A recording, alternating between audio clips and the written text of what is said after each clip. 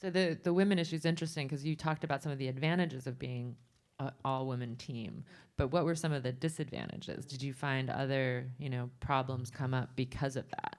I mean, first of all, I think we can talk also about the difficulty of a photographer, a still photographer, and a videographer shooting side by side. It's incredibly complicated because obviously you have the sound of my shutter, we both need the same shot, and who gets that access at what time. And so we were both really stressed about how on earth are we gonna make that happen. My entire life, I've been sort of, every time I walk into a situation, there's generally a 6'3" man who just steps in front of me and starts shooting. And so I get, I'm 5 feet tall. So it's like, I'm very kind of territorial when I go into a story. And so when Francesca came, I was like, oh, here we go, and you're tall. And so, but it was amazing. I mean, it really was amazing. We were able to find a good balance. And I actually started shooting with silent cameras when I could. I shoot with Nikon, and so at that point, Nikon did not have a mirrorless camera, so I had to use a small point and shoot, a Sony, and then I had my Nikons for when Francesca wasn't shooting, so we figured out how to do it, but that was a real learning curve for both of us. I should also just brag for a minute that Francesca shot a whole feature film by herself. Like, there was not a sound person there. I mean, it was just a one-woman band, which is an unusual thing. So it was a big team, but for the film, really just one. So in some documentary circles in the past, and maybe this is changing some, but people sometimes look at journalism as almost like a dirty word. That journalism is like breaking news and just sort of headlines. And how do you all see that? Is there a tension between journalism and documentary work? Or how are they complementary? Maybe Justine, you could start just from time's perspective. I mean, I think at time we hope that they're complementary. We do a certain kind of documentary, though. We will not do an advocacy-oriented film. That's just not in our mandate. But, if you think about, this is so cliche, but if journalism is the first draft of history, then a documentary can be the second or the third draft. It offers an opportunity to step back, take a longer lens, offer maybe, more perspective over time. It's like, I think if you write a magazine article and then you end up publishing a book, I mean, it's a very analogous kind of scenario. And so at time, we see the two being very complementary. Ideally, we will regularly have a magazine cover story that people look at and think, I want to know more, and I want to see what happens, and I'm going to follow that over time. It's going to be a huge series on Netflix. I mean, that's our ambition. Mm-hmm. Certainly as we launch Time Studios, we expect more and more that will be the case. And it's not new. I mean, we have done it. I think the most recent successful franchise is Year in Space, which, again, came out of a magazine cover story, and you can watch it on Netflix now. So yeah, I think we see them very much as complementary, but we also have rules, right? Like, we're not going to change the kind of journalism that we do just because we're making a documentary. And I mean, I think these are issues in the photojournalism world as well, right? Is that something that you've faced, just like a tension between sort of the art of the storytelling versus the journalistic integrity? Yeah, I mean, I face that with every story. I think, and I tend to focus on very tough stories where I'm asking a lot of the people I'm photographing. I'm asking for their most sort of intimate moments. And, I also have to respect sort of their privacy and integrity as a human being. I have to realize they have personal lives and that there's also a response to that story that they will have to navigate. So I think for me it's really important, and it's something I struggle with all the time, pretty much on every story. Mm-hmm. I think it really helped us with this film, though, because often when people walk into a theater to watch a film about refugees, they kind of know what to expect, right? There's always a narrative of a refugee being portrayed as a hero or maybe as an invader. And I think what we did is, I had really interesting feedback from people that they felt they had never seen something like this before, and they had a lot more questions about the refugee experience. And they just, I really wanted people to walk away with more questions that they had answers and feel like they could connect with these characters on a human level and see how, how hard it is, but and how it's a motherhood story, it's a story about love, and it's not necessarily a story about the refugee crisis. And so I think, in a way, not making the typical refugee film, I think, really helped us. And that you're touching on my next question, which is about impact, right? So people talk a lot about impact in the documentary world. They're increasingly talking about it in the journalism space as well. And how do you all see sort of what was the impact you wanted to have, and what is the impact you feel like you have had? It's a hard question. I mean, again, as a journalist, I've never received the amount of feedback I got with this story, like from Instagram, and now that we started screening the film. I've had people email me days later and say that they are still thinking about scenes in the film, that it stayed with them, and they never thought they would think about a refugee film for that many times, right? And with the Instagram, we have had teachers all over the country tell us that they're using the platform to teach students about the refugee crisis. We've had people starting volunteering in their communities after they learn about Tama and Noor's experiences. And so, I mean, for me, that's a huge amount of impact, to be able to really reach people that they never connected before with the other. That's wonderful. I mean, maybe it's not the purpose of journalism, but I felt very privileged to be able to touch people like that. Mm-hmm. How about you, Lindsay? I mean, the same, really. I think it really has to do with the feedback. And Francesca was navigating. I mean, the Instagram was like a full-time job for Francesca, so she really was in touch with sort of the feedback and directly like having relationships with the followers, which was really interesting also, because you started to know sort of who was interested and who was following. You know, for me, I think one of the goals as a photojournalist is to try to flip people's perspective and to teach them something new.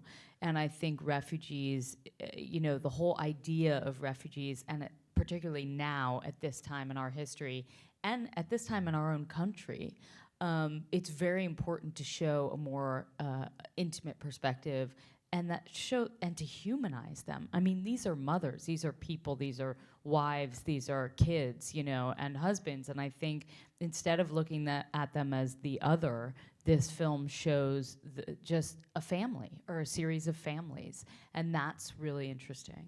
And to follow up on that, one of the families that we portray and we follow in the film ended up in Estonia, which is a country with only 200 refugees and no experience in taking in people that are different. And actually, one of our followers, one of the people that have been following this story in the magazine and on Instagram, decided to reach out and start helping one of the families that we've been following, and really made a huge impact in their daily lives. This Estonian woman helped them find a new apartment, helped the husband find a job, helped them with the application process to get into kindergarten. So that's something that we could not have predicted, but it really had a huge impact on how the families really live the country and how they experience the country, because they met an Estonian who was very welcoming and supportive of them. So that's been wonderful. And for Time Magazine, as a company, right, this was a big investment. Even with the Pulitzer Center support, obviously, you all put a lot of resources into this as well. Yeah.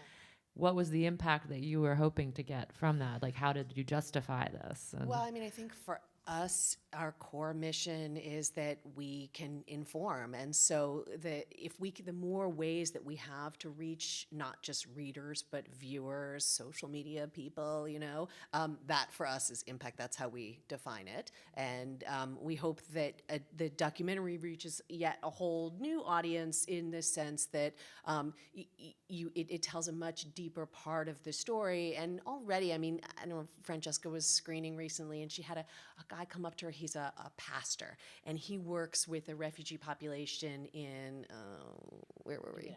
Indianapolis, and he was saying so much of what he sees in the population of refugees that he's working with, he recognized in this film, and he said it's going to be so valuable for my community to understand the pain points and to understand what people are missing and can't necessarily communicate for themselves. So I think for us that's a huge impact. Right, wonderful. So the film and the project overall is getting a lot of critical attention and praise. And how do the characters feel that you featured? I mean, are you still in touch with them? Are you hearing back? Are they? Yeah, I'm still in touch with them. I talk to them all the time. There was a moment in my life when I talked to them more than I talked to my friends and family. And now we've given each other a little bit more space. But it was really interesting to have them see it.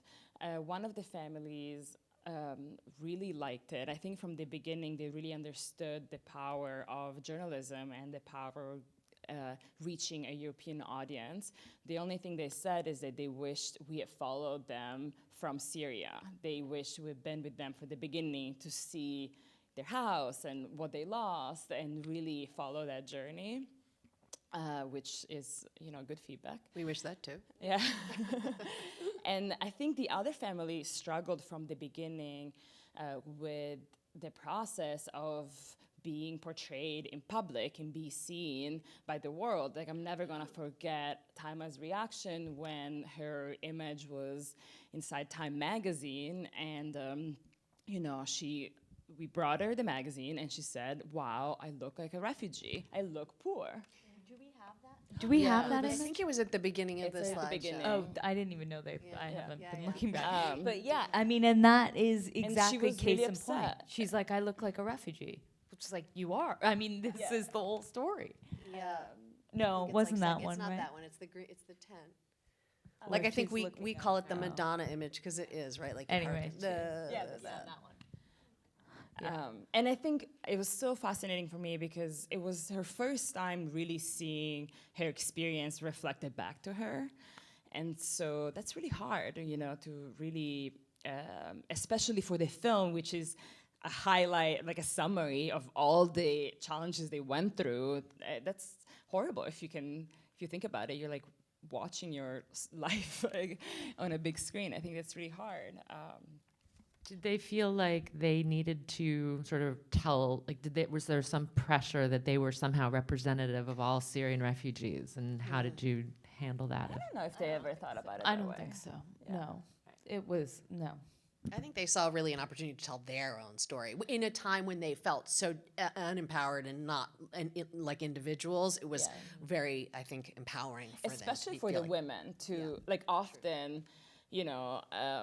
Women are not the first ones to speak when you visit a Syrian household, and for them to be the center of the attention was just wonderful, right? Yeah, a lot of their husbands speak for them, Yeah. and so we would ask a question, and the men would just answer, we're like, no, and we no, were we like, don't no, care. the men can leave, or just be quiet, and they were like, okay, and then the women would speak, and so we were really, really adamant that we wanted the women's voices.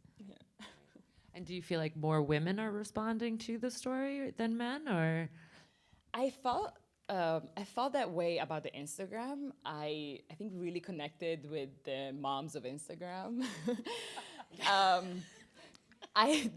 But for the film it's different. I've actually had a lot of men come to me after the screenings and say that their experience reminds them of how maybe their parents felt when they left Russia or other countries and when they were refugees themselves. So I think actually the film is more balanced. Yeah. And for Time, this was a big investment. It was maybe even more ambitious than you had realized when you started it.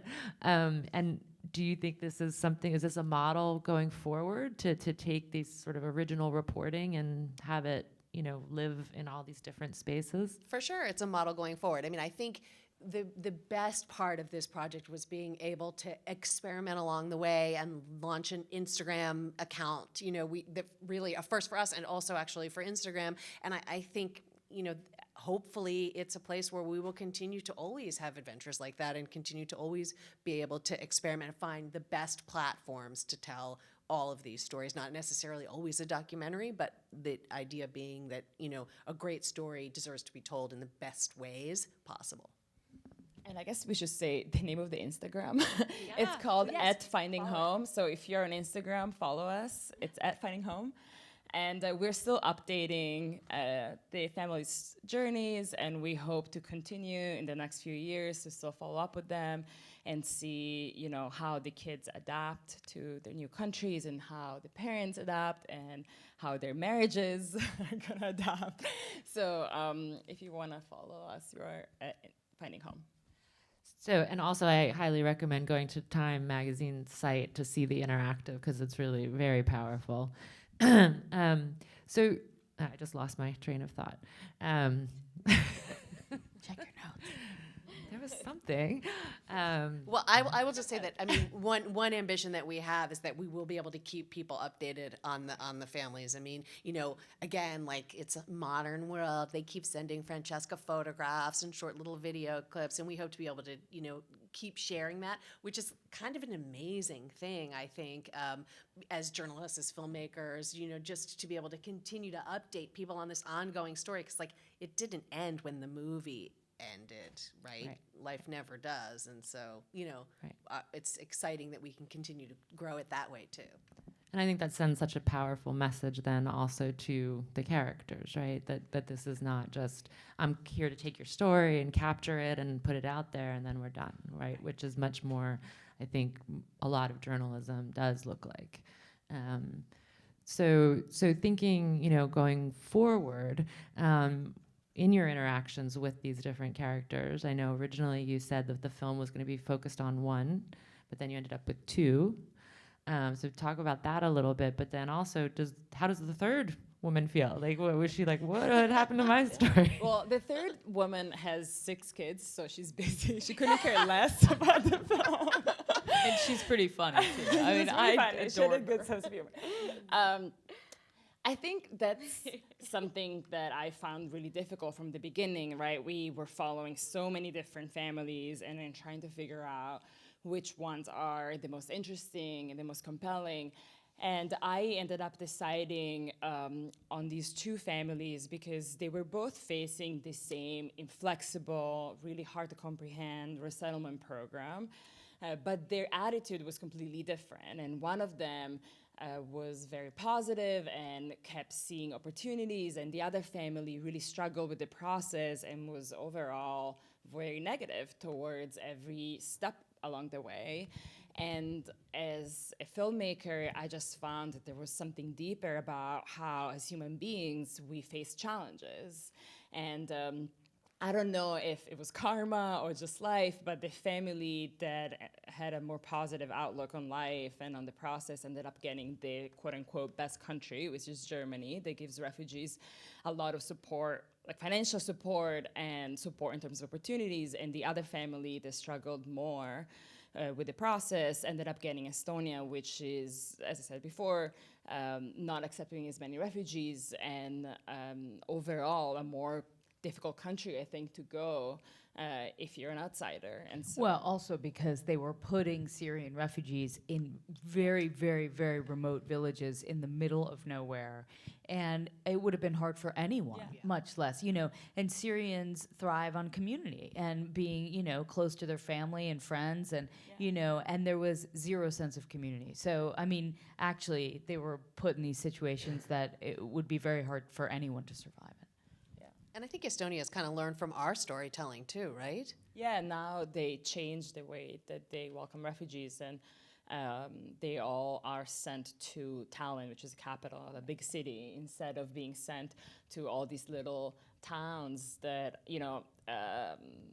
where it's much harder, right, to integrate. There's no one else to support you, So let's come back to the theme of sort of journalism versus documentary, or sort of how they're complementary, and specifically around facts and fact checking, and sort of how does that fit in. I know at the Pulitzer Center we've organized some workshops for documentary filmmakers specifically on fact checking, because that's not historically necessarily part of it. It is certainly depending on the outlets that people are working with. But how did that fit in with such a personal story, but where you also need to have this journalistic kind of base, you know, at its core?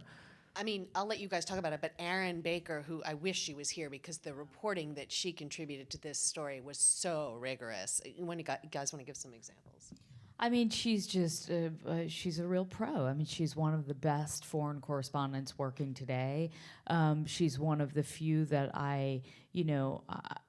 for me, when I work with someone, I'm pretty demanding in terms of their integrity and their, access, and that we work really like 18-hour days. I mean, we were just working nonstop, and Erin is a perfect example of that, and she is relentless in making sure she gets everything right, checks with different sources, and she's just amazing. So really, I mean, this project would not have been possible without Erin.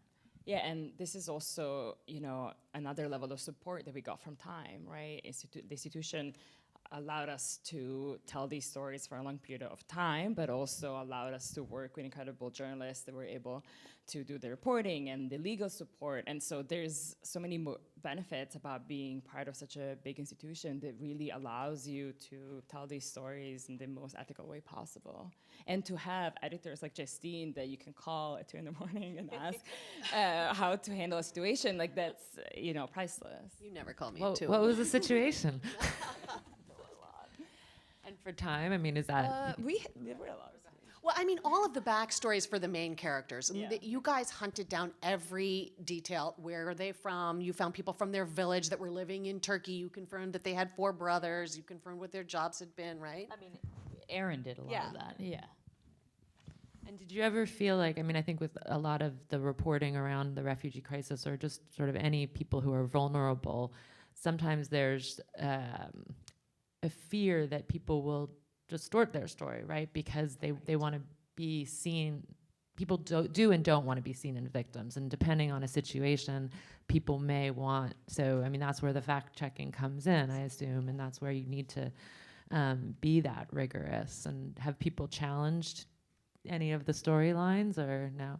No, I mean, also we were lucky because we were publishing a little bit, a lot of it on Real Time, so I think they were able to see how we were talking about them and how we were reporting, so I think that really helped. Yeah, I mean, the film grows out of a magazine story. The magazine story is vetted through all of the fact-checking operations that happen at Time Magazine. Right. So, again, a huge benefit, but Right. also par for the course for what we do. But incredibly important then for, having the impact that you want to have. Uh-huh.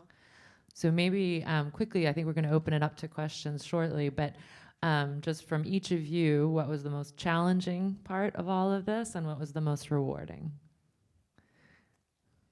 Okay, I'm going to start with the first rule of improv, always say yes. I mean, I just feel like at every turn I said, yes, let's do that.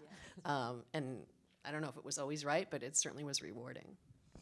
The most challenging for me by far was logistics. I live in London. I have 2 children. At that point, I had 1.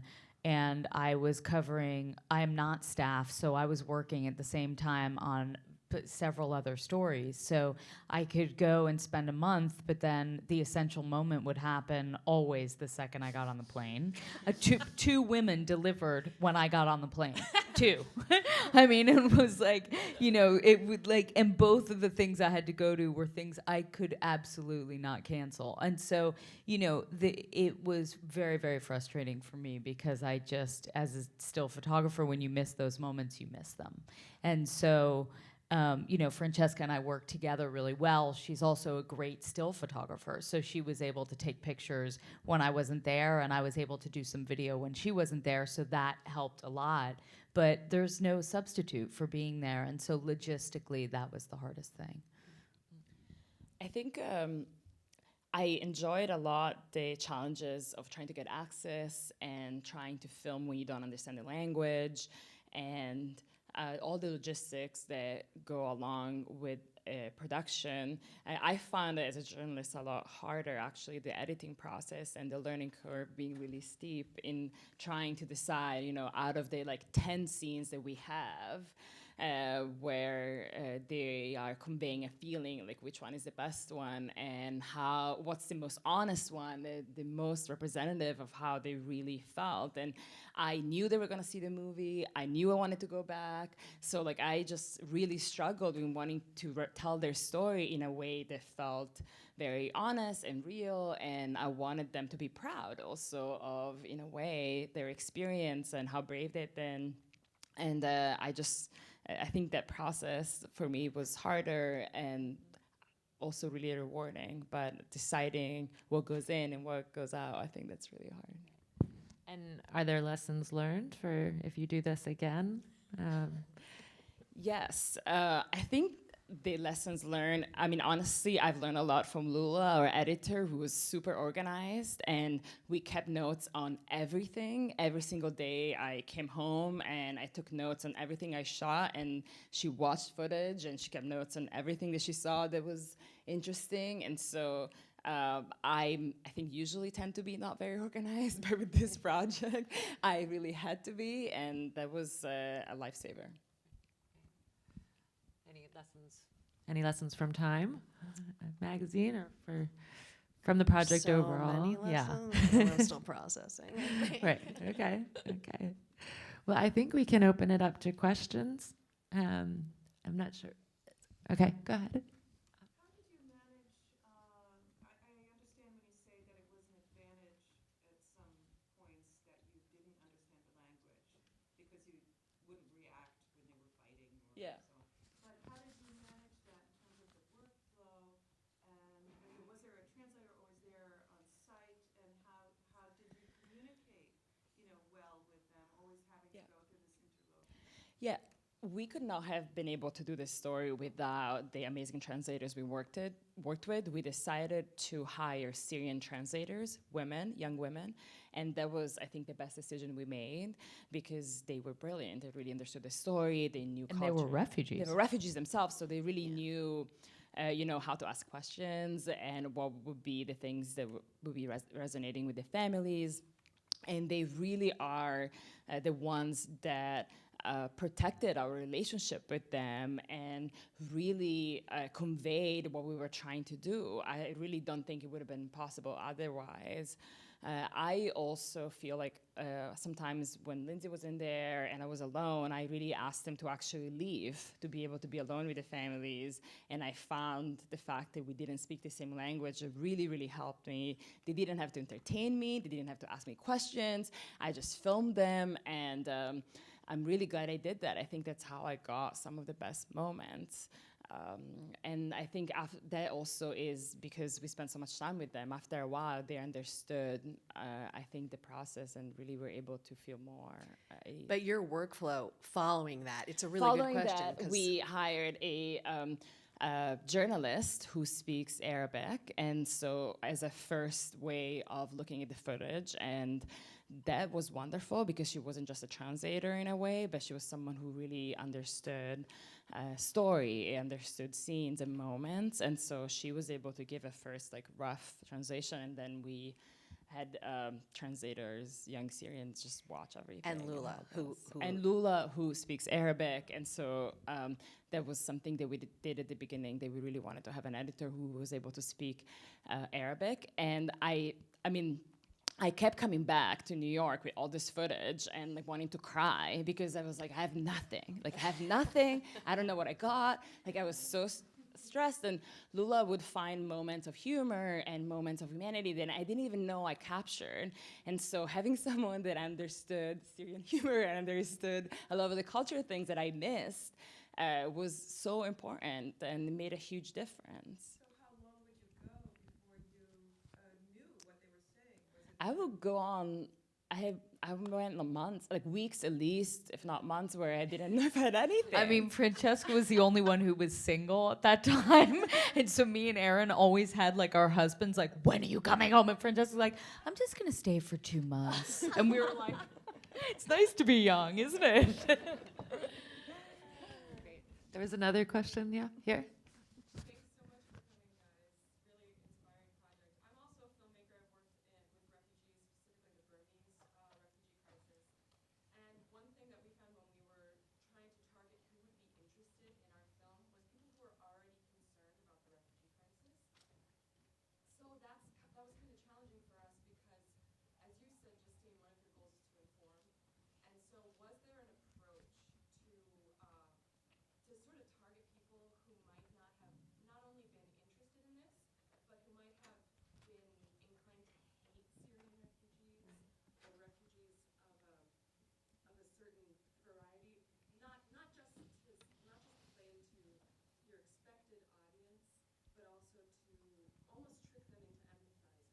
Babies. Babies. I mean, the secret sauce, right? Yeah. I think the social media part is what really helped us. We actually had a lot of Estonians following, or Germans following the account, who I would not say are fans of refugees overall, and I think they got to know the families as people, and they're still criticize some of the choices that the families made, but they followed, and they seemed really engaged. And again, that's something I never seen before, to have people respectfully also disagree in the comments. It was real people that were really engaging. So I mean, if you're able with your film or with your projects to share things on social media before you finish the project, I would really encourage it. It's a way to have a built-in audience that already cares. And I think food was the second secret weapon. I mean, if you follow the project and you watch the film, there's a lot of detail in daily life, and a lot of it is about food, and everybody can relate. Also, it makes you hungry, but I think it really, these are two very real things, right? But that's very Middle Eastern. I mean, it's the beauty of that part of the world, is that people are so generous and so hospitable, and they open their homes, and there's so much life that revolves around food, and so it's a beautiful thing.